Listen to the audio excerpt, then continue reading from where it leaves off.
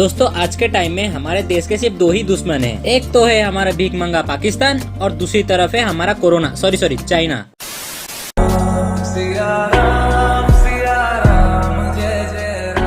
तो दोस्तों जैसा कि मैंने कहा कि सिर्फ ये दो ही देश है जिनके साथ हमारे देश का युद्ध का संभावना है। तो पहले बात कर लेते हैं हमारे पाकिस्तान चाचा की। दोस्तों मुझे ये आपको बताने की जरूरत नहीं और तो और मुझे याद भी नहीं है कि कितनी बार हमारे देश ने पाकिस्तान को दौड़ा कर कुत्ते की तरह मारा है। कितनी बार क्या, जितने बार भी इंडिया और पाकिस्तान का युद्ध होता है उतनी बार पाकिस्तान स्टेशन में ही वापस जाता है। यानी कि पाकिस्तान अगर कभी फ्यूचर में हमारे ऊपर हमला करता है तो फिर उसको हम आराम से मार सकते हैं। तो पाकिस्तान चाचा तो अभी से ही गेम से बाहर हो गए हैं। तो दोस्तों आज हम इस वीडियो में बात करने वाले हैं कोरोना और चाइना के बारे में। तो दोस्तों सबसे पहली बात, आपका और मेरा दिल माने या ना माने पर चाइना हमारे देश से थोड़ा बहुत तो एडवांस है ही। हाँ ये कड़वा है पर सच है। पर डोंट वरी, हम सबको पता है कि चाइना का माल कैसा चलता है। तो दोस्तों जरा समझो, इंडिया और चाइना का बॉर्डर पूरा का पूरा पहाड़ी वाला इलाका है। हाँ कहीं पर इधर उधर थोड़ा प्लेन है पर ज्यादातर इलाका पहाड़ी ही है। यानी कि अगर कभी युद्ध होता भी है तो फिर दोनों ही देश कभी भी टैंक यूज कर ही नहीं पाएंगे। और रही बात एयरफोर्स की, तो यहाँ पर एल्टीट्यूड ज्यादा होने के कारण एयरक्राफ्ट यहाँ पर अपने फुल पावर में नहीं उड़ सकती और नेवी का तो सवाल ही नहीं उठता क्योंकि वहाँ पर समंदर ही नहीं है। तो दोस्तों अब सिर्फ बचता है फेस टू फेस या फिर कह लीजिए मैन टू मैन कॉम्बैट। तो दोस्तों इन फेस टू फेस कॉम्बैट्स में जो भी आर्टिलरी वेपन्स यूज होते हैं या फिर जो भी आर्मर्ड व्हीकल्स यूज होते हैं उनकी संख्या चाइना के पास थोड़ा बहुत ज्यादा है। पर रुकिए, तो यहीं पर कहानी में ट्विस्ट है क्योंकि दोस्तों चाइना के पास ज्यादा रिसोर्सेस हुए तो क्या हुआ,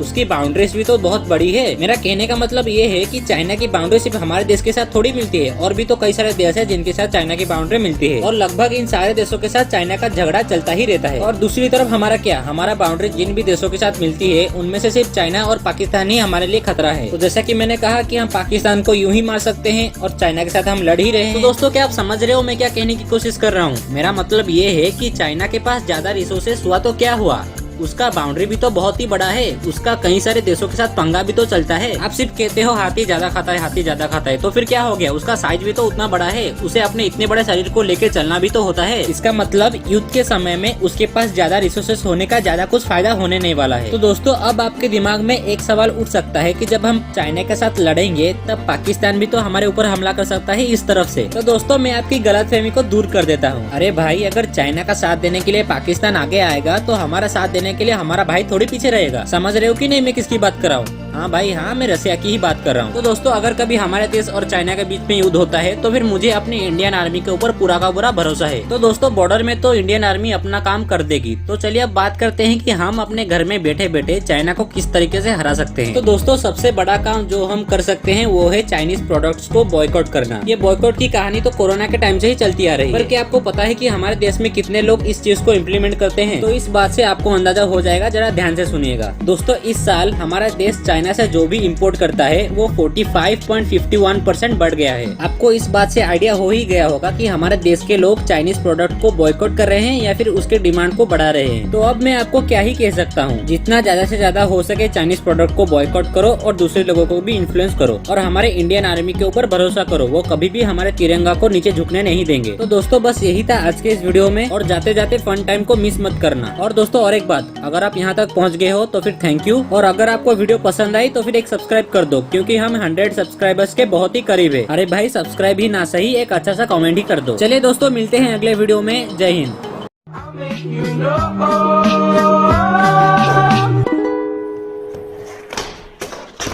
All my friends are toxic, all ambitionless, so rude and always negative.